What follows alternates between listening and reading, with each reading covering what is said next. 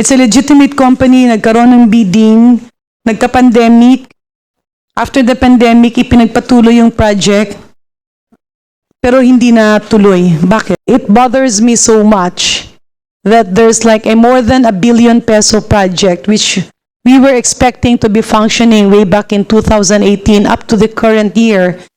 Para kasi ang nangyari, masyadong silent ang lahat. Parang nobody would like to speak about it. And nobody seemed to update the administration or the government na may problema ito.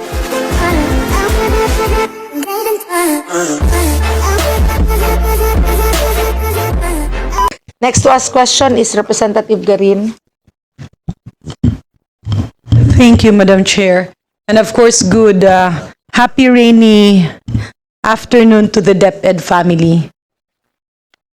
Madam Chair, Your Honors, I actually come from a family who has a lot of public school teachers. Yung lola at lolo ko parehong principal ng mga public schools. And nung kapanahon na nila, and even my mother and many in the families initially were public school teachers who later on become professors in tertiary universities. And nung kapanahon na nila, wala pang computer, wala pa yung mga tinatawag natin mga software, and it was a different world in the educational sector before as compared to now. So we were quite elated together with our honorable chair when we defended your budget because we heard about your proposal before on DERPS. This is the Deped Educational Resource and Personnel System. So can we be appraised? Where are we now? Maybe initially, if we can be given a brief background on the intention of this, how much has been spent on it, what have been the outcomes, and what else is there to look forward to. And before our colleague leaves the room, Kong Dagook, bala na si Kong Serge. Okay lang. Just to correct the record, nung sinabi niyang maliit siya. Maliit yung kanya. I just wanted to ask him that kasi alam ko hindi yata eh. So if I may now go back to my point of clarification. Thank you very much, Your Honor. While we're waiting for Yusek Omar to answer the legal implication of DERPS, ma'am, yung DERPS is the Procurement of Converged Infrastructure Licenses Installation, Configuration, and Training of Resource Planning System. So this is like a consolidated system for all the systems in DepEd. It was contracted by the department through PSDBM for DERPS 1 and for DERPS 2 with DepEd with the same company joint venture, NTT Inc. and NTT Data Corporation. So, sorry, this was procured by PSDBM. There are two lots for DERPS. That's phase 1 is procured through PSDBM and lot 2 Ed. Okay. Yes, ma'am. So, and it's from two different companies or the same company? Same company po, ma'am. Okay. Magkano po ang budget dito, Madam Chair? So how much was lot 1, how much was lot 2? The amount for lot 1 is 350,889,088 pesos. And for lot 2, ma'am, we will give the amount later. I'm just looking at the papers.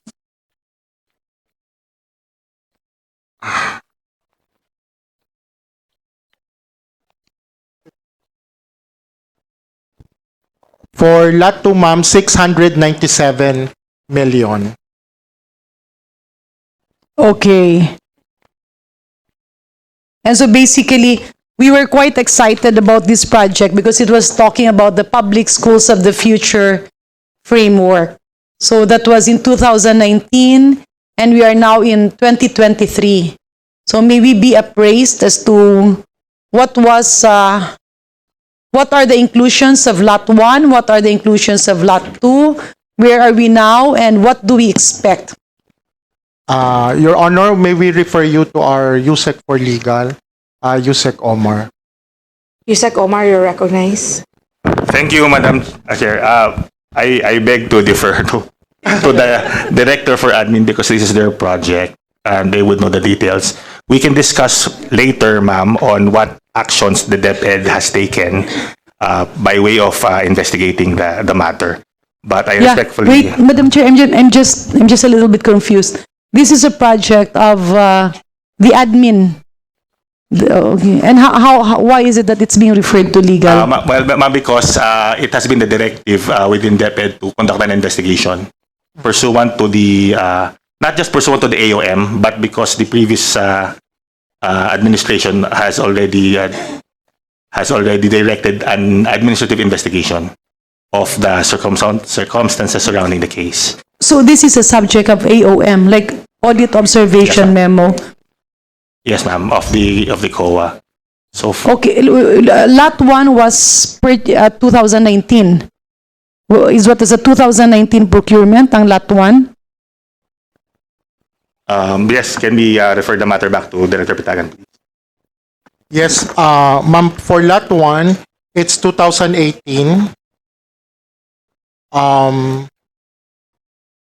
Lot 2, Lot 2 is 2019, ma'am. okay. So Lot 1 is 2018 and Lot 2 is 2019. Okay, and yeah, can you just give us a brief background on this? And this program was already discontinued? As Yusek Omar has mentioned, it is now there is now an ongoing investigation regarding the continuation or pull-out of DERPS.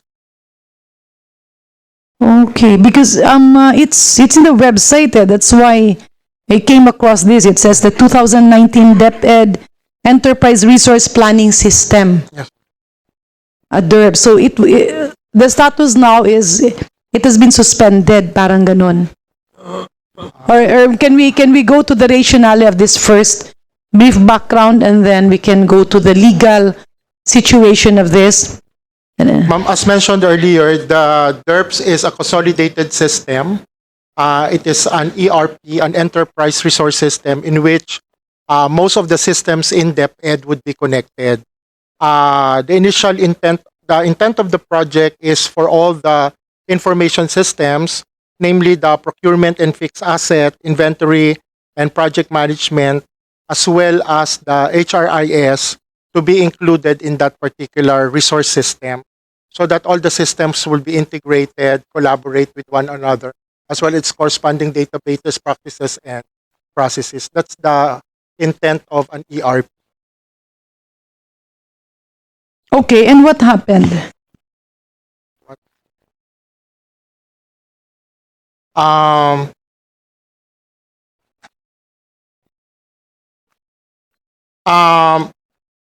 There are several milestones that have been already processed.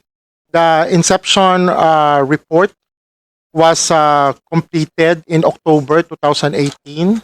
The initial configuration was done in December 2018. But most of the modules have been delayed in implementation. So the fixed asset, the procurement, the inventory, the procurement, and the HRIS are still yet to be This is a project of former Secretary Briones. Yes, ma'am. And who was the proponent? The proponent was then the USEC for admin and the then ICTS director. Can we please mention names here? The contract was signed by USEC Alain Pasqua and Yusek, Alain Pasqua and Director Abram Abanil. Director? Abram Abanil, ma'am. And they are still spearheading this program. None, ma'am. Hindi na po.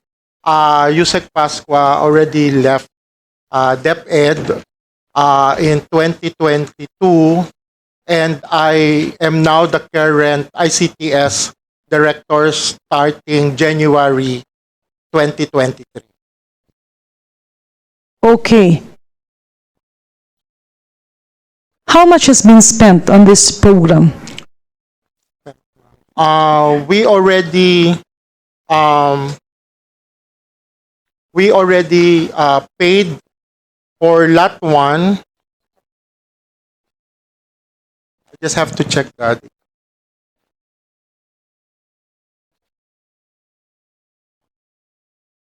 Ma'am, for lot 1, we will get back to you, ma'am, but I just need to add up the numbers. But we already paid around 40 to 50% of the contract, more than 40 to 50% of the contract price. For both Lot 1 and Lot 2? Yes, ma'am. So you have spent more or less 550 million for this project? I will confirm, ma'am, once I get the final number. Okay, so what happened? Is it an incomplete project, or, and maybe we can, and who ordered, you mentioned about, when was the AOM issued?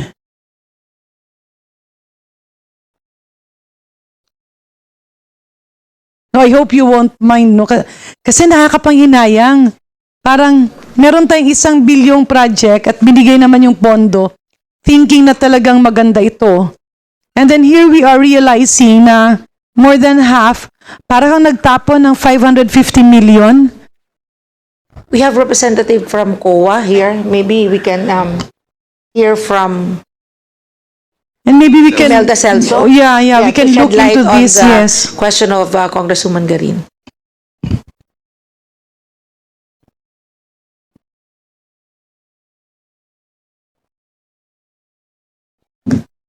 Good afternoon, Madam Chair, Your Honor. We issued the AUM in 2024, but for the audit year 2023. Unfortunately po, we are not yet allowed to disclose the details of the AUM since the annual audit report is yet to be published or transmitted to the Deped. Yeah, Madam Chair, can we get the confirmation from COMSEC that there are situations like this that they are not allowed to divulge?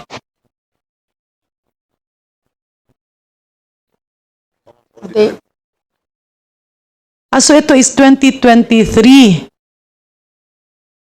So walang findings nung kasi pandemic 2020. Madam Chair, Your Honor, the audit observation just came into light this 2024. During the past years, it wasn't raised yet. It Ngayon lang was po never raised until this year lang po. this year. But maybe ask anybody from Deped family, did this program really work? Sa pagkakaintindi. Kasi akala namin talagang functional na siya. Akala namin parang centralized na hindi na nahihirapan because this would have actually deleted many of the admin tasks of the directors or school heads or whatever officials assigned sa baba. Oo.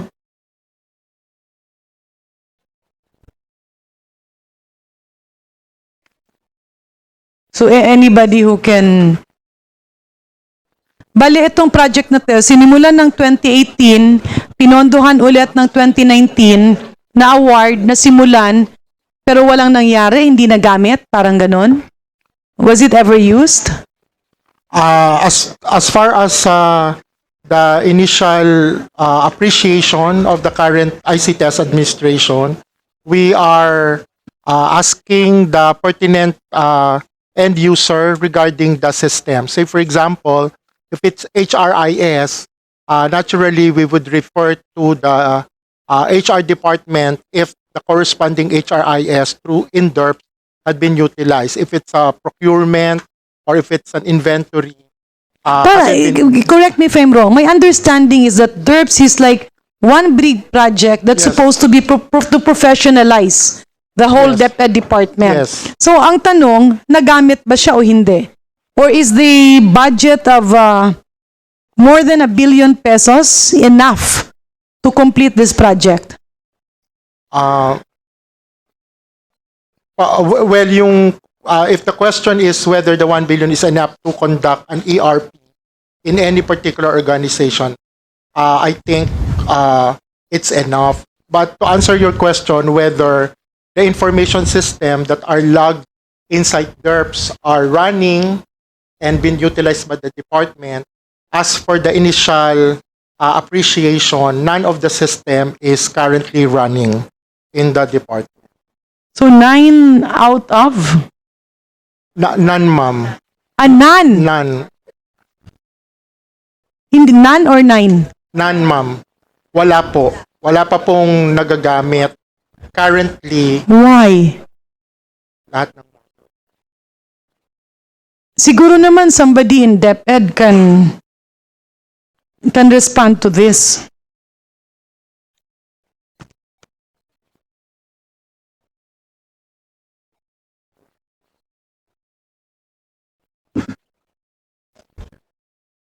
Okay, can somebody respond to this? Nagtataka lang ako, no, 2018, 2019, may award na sinimulan. Bakit walang finding? Or bakit hindi kayo nagreklamo na hindi siya nagagamit? Who ordered an investigation into this? After the AOM.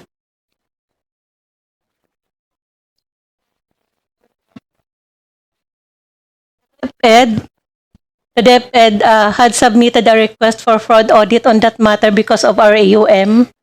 And we already submitted You requested a fraud audit because of?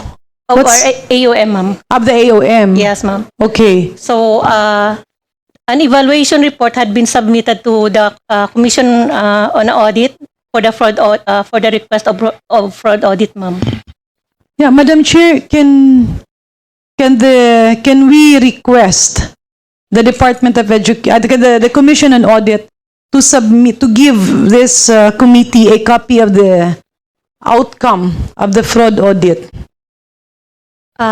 Your Honor, we still don't have any feedback as to the composition of the fraud audit team. Kailan binigay yung request? I'm not so sure, Your Honor, but sometime in April. This year? Yes, This year? Yes, Your Honor. So, ibig sabihin, simula nung binayaran ito, na bid ito, walang nangyari, hindi siya functioning. May we know why? Like, is the system incomplete? Or, baka hindi ba tinanggap? Is the system incomplete? What's the problem?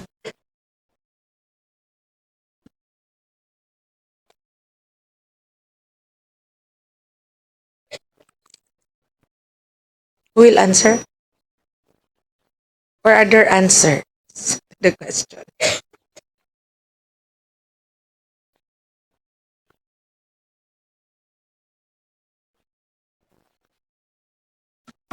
This is a project of the Undersecretary for Administration. Anybody in this room who was with that office before? Directors, deputy directors, admin aide.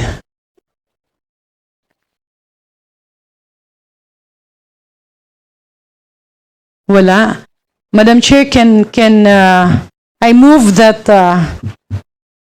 officials who were involved, both current and present, with regards to the implementation, from the conceptualization up to the procurement and implementation with regards to DERPS be invited on the next hearing.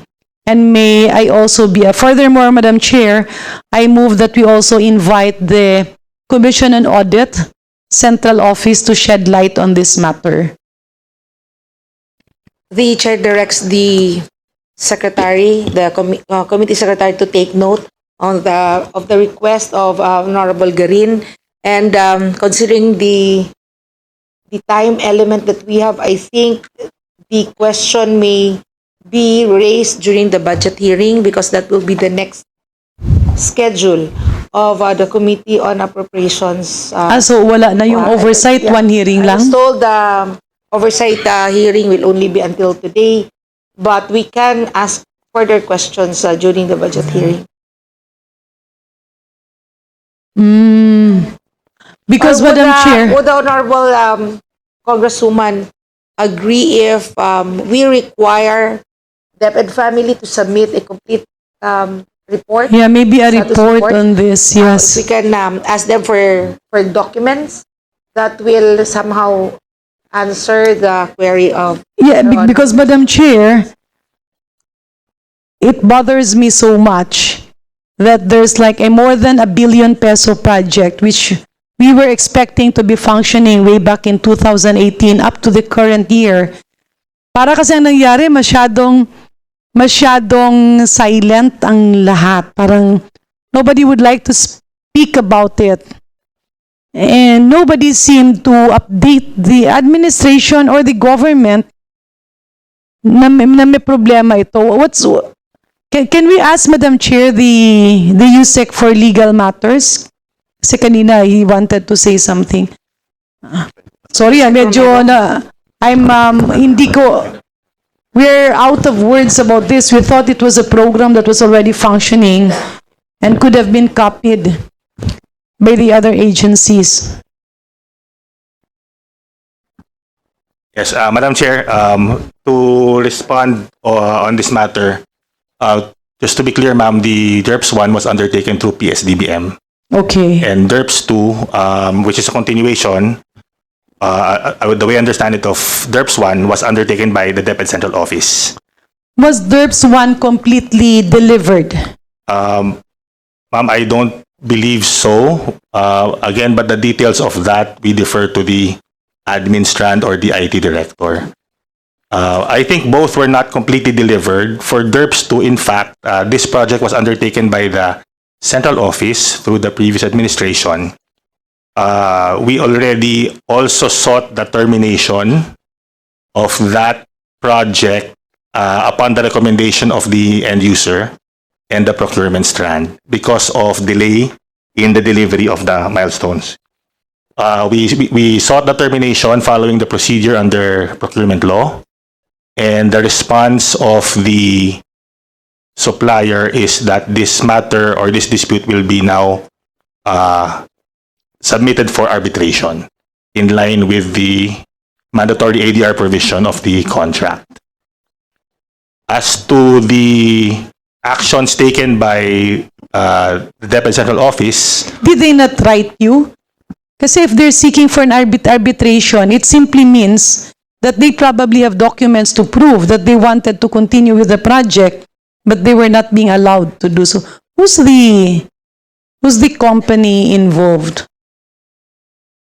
Diba? I'm not sure, Madam Chair. Diba kapag arbitration, we have lawyers here in DepEd. Pag arbitration, ibig sabihin, may pinaglalaban sila na ginawa nila, pero hindi nila may pagpatuloy. yes, Madam Chair, there is a dispute between the supplier and DepEd. When DepEd sought the partial termination of the contract, of course, the supplier does not agree on the grounds sought by DepEd, and therefore they already served notice. Who requested for termination and when? The end user requested the termination. When was this? End user is DepEd, okay? Tama, hindi? End user specifically would be the program owner, Madam Chair, and that's the. Yeah, can we give specifics? Who's the end user? This is the IT office, ICTS, under the admin strand, Madam Chair. Madam Chair, Your Honor, we would give you the full, complete stop work of all pertinent information regarding DERPS. Yes. But for the meantime, so that we can be appraised, because if this is the last hearing, then maybe a proper motion will have to be in place for this to be referred to another committee, or depending on the call of the Honorable Chair and the other members of this committee. Can we move further, and when the year? Yes, When ma'am. was the request on the termination of said contract? The partial termination was given to the procurement service of PSDBM last June 6, 2024 for DERPS 1. And So pina-terminate 2024 lang. Prinocure nyo 2018, pina-terminate on what basis? ma'am, yun, yung mga undelivered milestones. Undelivered milestones. Yes, ma'am. And what was the basis for the non-delivery? Were they asking for time? Napapansin ko lang may pandemic, no? There's like pandemic in 2020 and 2021, 2022.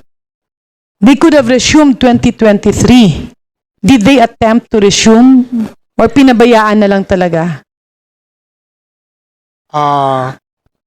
There has been extensions for some of the milestones due to the pandemic, but still, even with the extensions, the corresponding information system was not amenable to the end user department. As I mentioned, if it's HRIS, HR, wala din pong final acceptance from the other end user.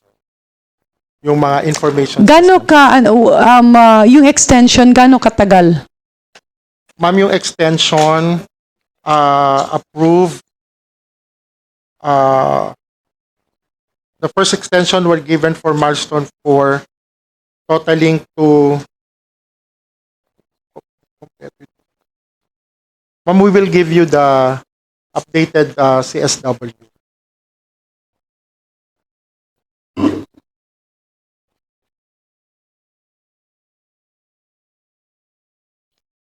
Ma'am, Yeah. Yes, please proceed. for Madam Chair. DERPS 2, on June 7, 2024, Deped issued a partial termination notice to the joint venture of NTT Data Inc. and NTT Data Corporation. Ano yun? Joint venture of NTT? NTT Data Inc. Philippines Incorporated and NTT Data Corporation. What does NTT stands for? This is a Japanese company, ma'am. I think National Telecommunication. And it has a good background? Yes. Well, as I am not part of the team who Evaluated it. evaluated and conceptualized the project, I am not in the position whether, but since I studied in Japan, I know that NTT Data is one of the conglomerates as big as PLDT. So it's a in the legitimate company. Philippines. Yes, ma'am. The NTT Data. It's a legitimate company, nagkaroon ng bidding, nagka-pandemic. After the pandemic, ipinagpatuloy yung project, pero hindi na tuloy. Bakit? I think there was collaborative discussion between the end users and the information system team of the JV, of the joint venture, on how to go about the programs. Kasi the bulk of the programs are the information system. Parang yung software. Yung software, yung application, HRIS, project management modules, Okay, so parang yung laman. yung laman, yung proseso, yung database.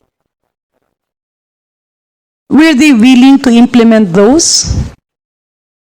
Was the company or the joint venture or whatever you call that company who won the contract, let's say Lot 1 and Lot 2, were they willing to implement the project?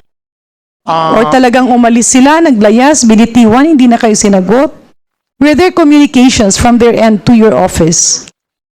Meron naman, ma'am. Just a couple of months ago, we had a meeting with them, and they're asking for another extension, but the extension is for another year. So, since it's 2018, 2019, and some of the systems that inside the ERP has already been in progress. Say for example, meron na po tayong ginagawang HRIS ngayon na dahil hindi nga natuloy yung DERPS dati, may ginagawa na po tayo ngayon. So, and they are asking for Teka, another... so sorry ha, that quite caught my attention. So, nagbidding, may ginawa sila, pagkatapos nagka-pandemic, tapos nung ipagpapatuloy nila, may ginawa na yung Hindi, DepEd. ma'am. Parang nagbidding, may ginawa sila, tapos patuloy yung interface sa end user pero walang final acceptance. Hindi Bakit? We are compiling now reports and communication, ma'am. Kung bakit hindi pa tinatanggap noong end user yung IS, yung information system na binibigay noong What year was this? Ma'am, patuloy yung 2019, 2021. Kaya nga, as I mentioned, nagkaroon din po ng extension sa kanila. Pinagbigyan din sila ng extension para maipagpatuloy nila. But still, hindi pa din po, wala pa rin pong final acceptance of the information system. And as per our last... Do we have officials here or representatives from the office who did not accept, and may we know their reasons? HR ba yun? Ano pa? Ma'am, I think most of them are part of the previous administration. But still, walang turnover? Meron naman sigurong record ang DepEd doon. Yan po But because even if they're part of the previous administration, the Secretary of Education who took over is part also of the Duterte administration. I mean, of course, she's the daughter of the former president. So, wala bang the reason I just don't want it I just don't want it to appear na parang, ay hindi, wala na ito kasi previous administration yan. That's kasi part of bad governance kasi if we point at others, di ba? Yes, Di ba ma'am. there's a saying that says, if you point at others and if you blame others, it will take you years to reach your journey. But if you admit that you were part of the problem, then maybe it could take you weeks to achieve your journey. But if you just move forward, then you can solve the problem. Parang ganyan, no? Amen.